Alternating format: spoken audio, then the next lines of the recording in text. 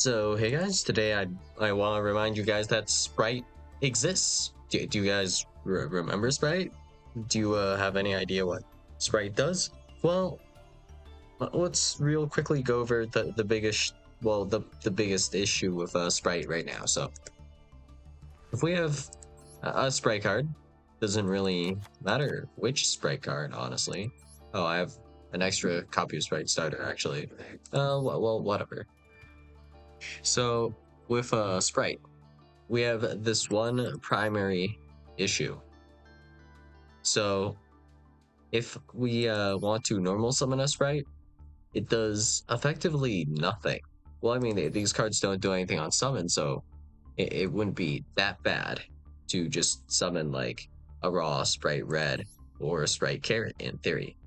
But it's not really a good starter. So, for example, if your opponent has like just passed on DP, like they went Verte, make DP, you perform any normal summon, they just smite that, you know?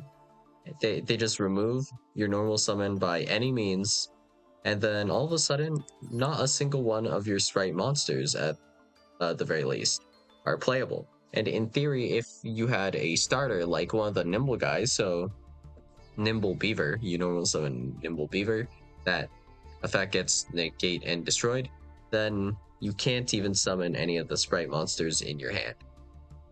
Like, regardless, your normal summon is super important to the point where it feels kind of disgusting, honestly.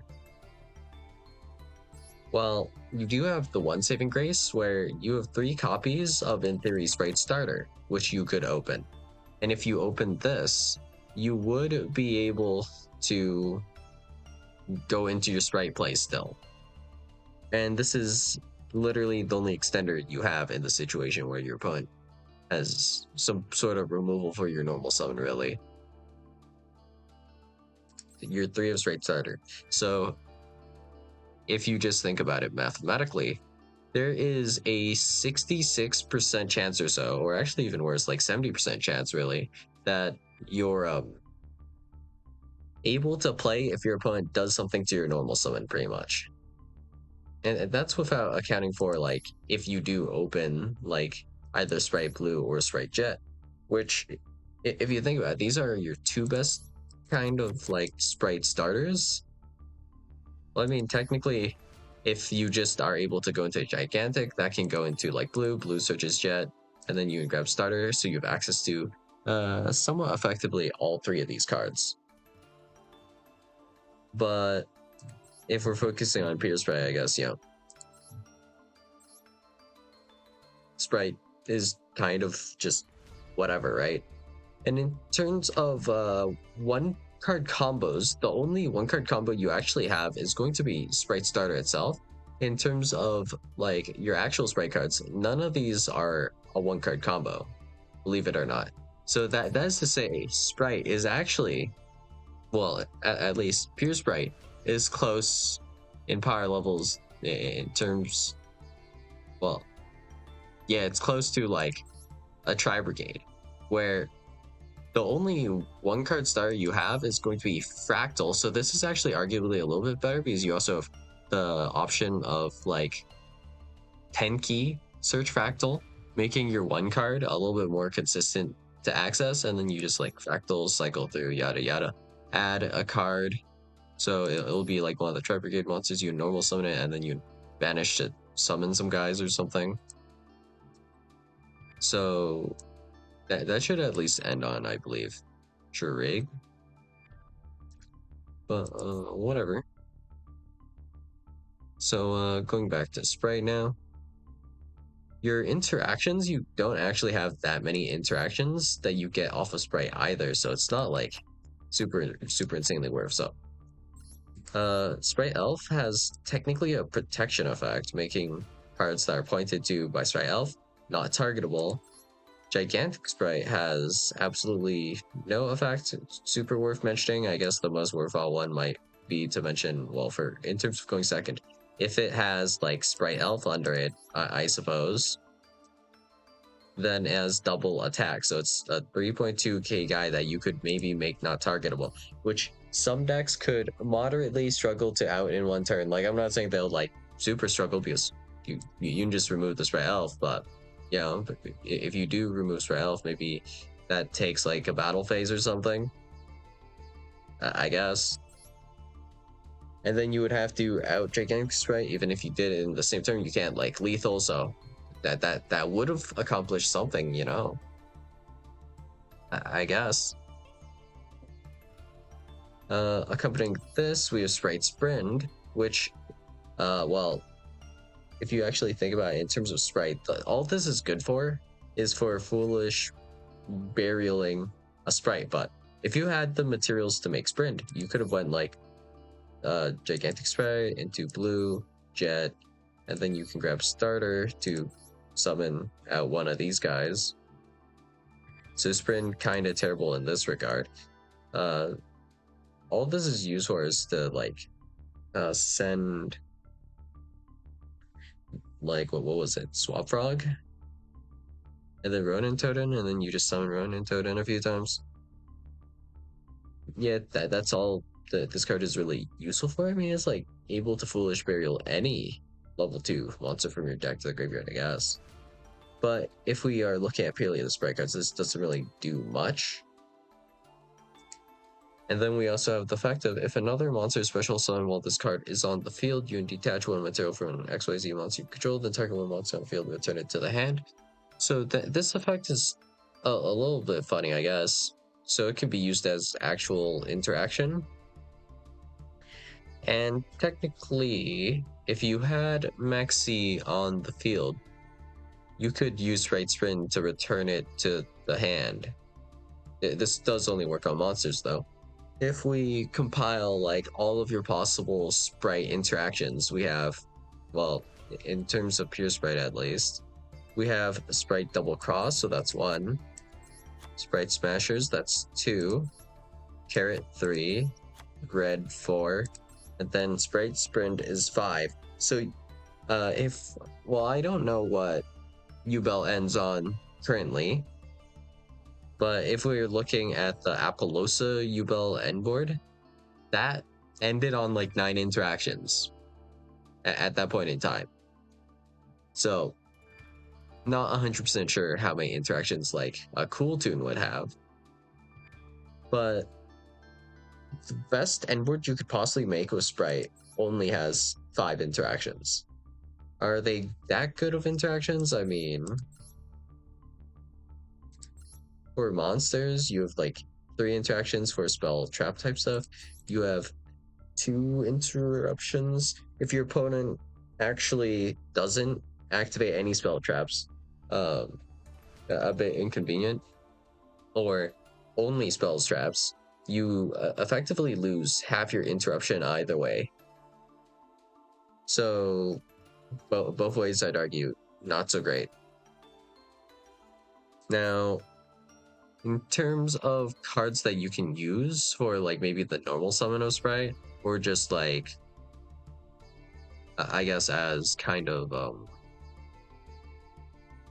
what's the word I'm looking for? As like starter extenders or like other engine that you could use with Spright, because Spright's going to have to be played kind of like Tri Brigade. Like, you're not going to be playing them pure, you're going to be playing like Spright plus some other stuff. It's not necessarily level 2 stuff, but should be able to access your level 2 stuff in theory, I guess.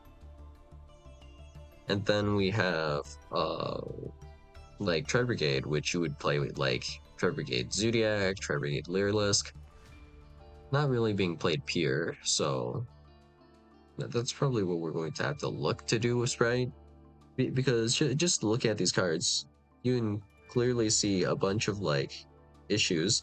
The best strength of this card, or these cards in general, I think we'd be looking to open like either Spright Jet or Blue, and then we want to gain access to one or both of Spright Red and Carrot. Another downside that I haven't even mentioned yet is Spright Starter actually has a tremendous downside to an extent, where you cannot special summon except for level, rank, and link 2 monsters. So depending on like how the turn goes, like if we start with Sprite Starter, we can do no plays except for Sprite plays effectively. And then with like if we really want access to Sprite Red, maybe we will have to go like blue jet or jet into blue, which no matter how we do that, that'll require us to gain well, they'll require us to use Sprite Starter. And also, of course, Gigantic Sprite also has this limitation here, you know? Crazy that cards have restrictions, don't you think? Gigantic Sprite having a restriction, you know? If we go ahead and take a look at it, I guess we'll just say, like, Live Twin, Evil Twin. This deck actually doesn't have that intense of restrictions. So what people have been doing with Live Twin is essentially you just go into like the twin stuff, which is moderately annoying, honestly. And then you can go get access to like these guys, and you can go into Fiendsmith and stuff with these, and you're only Fiend locked, but specifically Fiend locked from the extra deck, which is somewhat worth mentioning, I suppose. And then you just like make Nightmare Griffin and kind of skill drain your opponent. So yeah, even this isn't played that much, surprisingly. I mean, like, it's a moderately played deck, but you wouldn't see it like that often. So in comparison, like, because of Sprite's restrictions, the only thing going for Spright is that you have like mostly it's just red and carrot being able to insulate your plays, so either for going first or going second. In theory, like if we're doing like going second play, being able to summon out Spright Red and Spright Carrot in general, pretty useful. So I'm thinking, since I wanted to build something with Spright today, the highest potential that I can think of off the top of my head in terms of normal summon, it would have to be something that relates to Light Fiends in some way. And in an ideal world, it would not require your normal summon. So I don't think we have anything like that at the moment. If we did, it'd be a game changer though. The other thing I think that would be potentially useful, I suppose, is if in some way, shape, or form, maybe not now, but maybe in the future, you're able to bridge from like Thunder Dragon stuff with Spright stuff. So you're able to drop like Colossus and maybe even access like Thunder Dragon Titan, maybe. Oh, wow. Okay. Let's see. Thunder Dragon Titan. What was this effect again? Bashing one Thunder monster from your hand and one Thunder Fusion monster you control. Wait, so you're telling me if I control any Thunder Fusion monster, like it doesn't matter, like let's say we have twin-headed Thunder Dragon, that allows me to meet the conditions to summon Titan? Wow, wasn't fully aware of that. I mean, that's not like that useful, honestly, but still moderately useful, I suppose. Not that like any decks have easy ways to activate Titan. Well, I guess there was Damage Step Dragon Matrix, which can trigger Titan in the damage step. Whack stuff, but yeah. Nothing super amazing in terms of like Thunder access, from what I recall at the moment.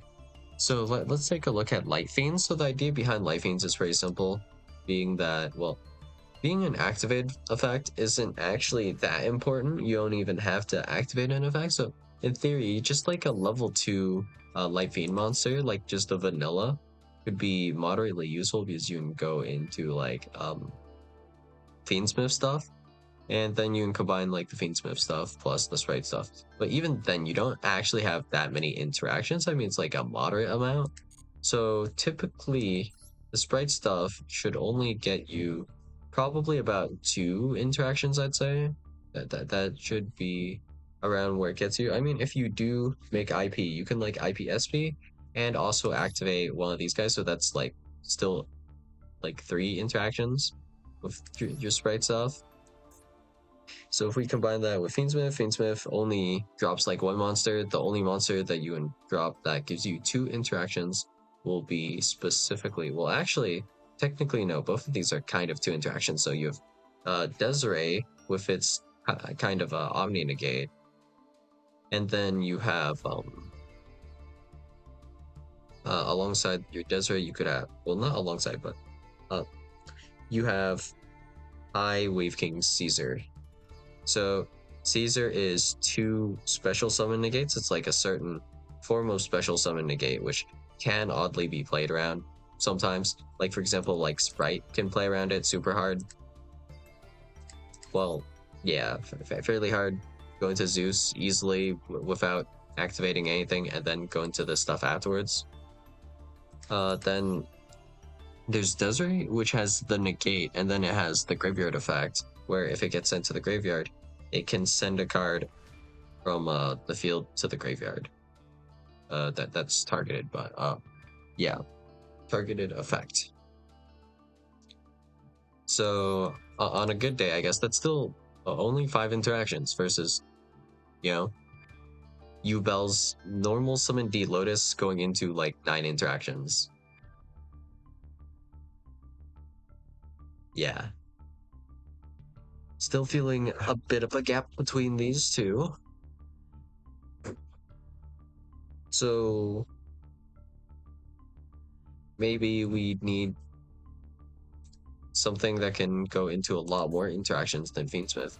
But if we're just trying to play the deck moderately, so generously, I guess we could have 3 hand traps in hand followed by 2 engine, which only puts us to 8 interaction.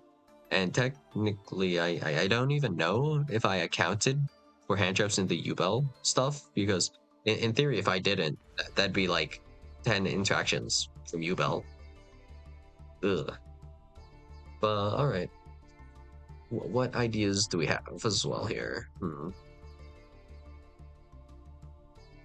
The thing about this is that we do need some other engine to run. If we did have Light Fiends that gave us access to like both Spright stuff plus Fiendsmith stuff, that'd be the most ideal, I guess. So we'll start by checking out Light Fiend decks real quick. I suppose so. Light Fiend. What archetypes do we have here? I guess technically Live Twin gets you access to Fiendsmith, but there are locks associated with this stuff. And the downside, of course, being that Spright locks you. So we can't like fully access Spright to an extent, because then we'll get locked out of our like Fiendsmith stuff and our other stuff, whatever it might be.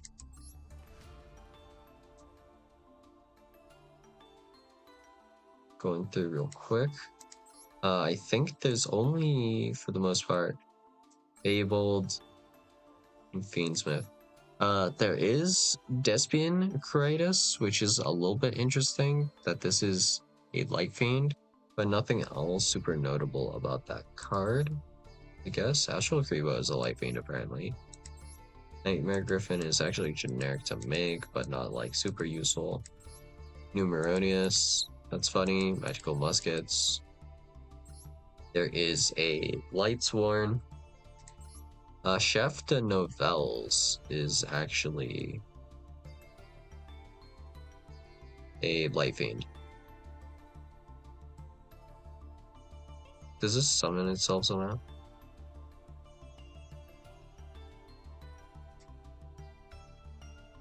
Add a non-Pendulum Novels card from your deck to your hand. So we can go Chef de Novels, grabbing, what was it? Concourse. And then if we activate Culinary Confrontation here, that'll allow us to special summon Chef de Novels. And give us like 2 bodies, plus one of them being a Light Fiend. I don't think there's a lock associated with this card, right? You cannot use monsters as material for fusion, synchro XYZ, or Link Summon except Novels and Petitial monsters. Alright, never mind, there's a restriction on this. Yeah, we just can't get free bodies for this, can we? Solkius, Arcane Matriarch. Exoton Knight is actually a Light Fiend. Wait, what? That's news to me.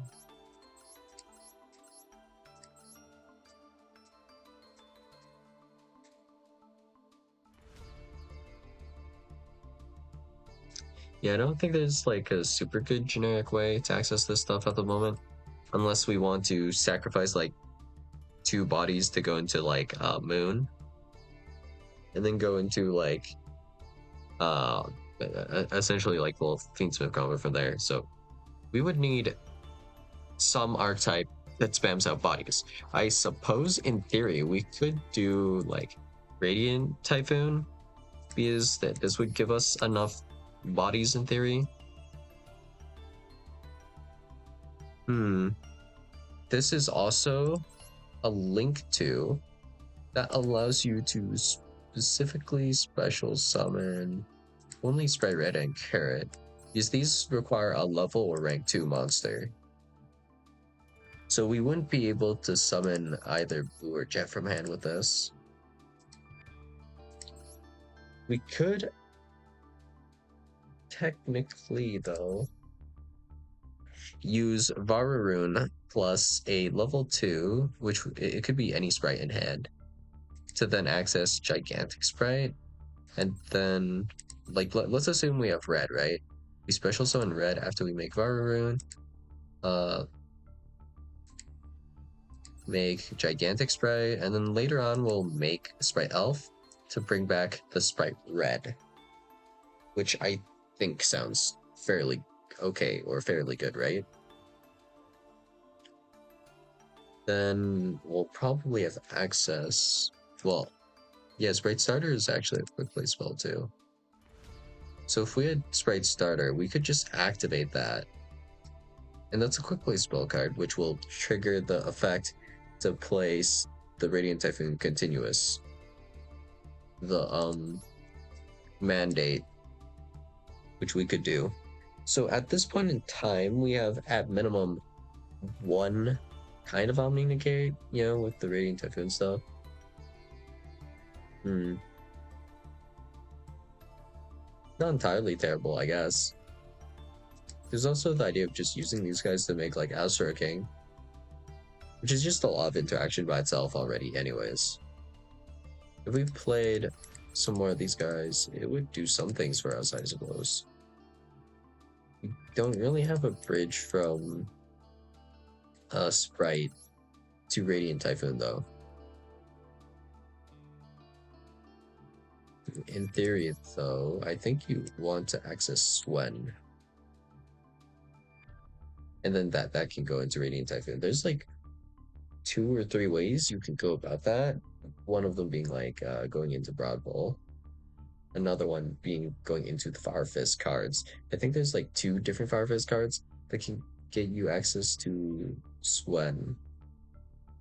So that's maybe a little bit interesting. But for the most part right now, I'm feeling like Spright just isn't going to see that much mileage. I think there is maybe this idea though, where these guys are actually rank 2s. So if we're able to resolve some Pearly effects, we should be able to just drop like a Spright Blue onto the field at some point, right? But then there's still the lock issue. And the lock issue is probably what makes me absolutely not want to splash Spright with anything. Mostly the Spright Starter is the problematic one. I kind of wish like Spright Starter didn't lock you. Like Gigantic Sprite locking you, I don't think is as bad. But Starter's not even that consistent for you to see. So it feels kind of terrible that this locks you so hard. I mean, in an ideal world, though, you would want to pair this with level 2 monsters, but at the moment, I don't see anything that we could really use alongside like Spright. But can't say I didn't try at all, I suppose. So yeah, that's all I got for you guys today. And I'll see you guys in the next video. Bye.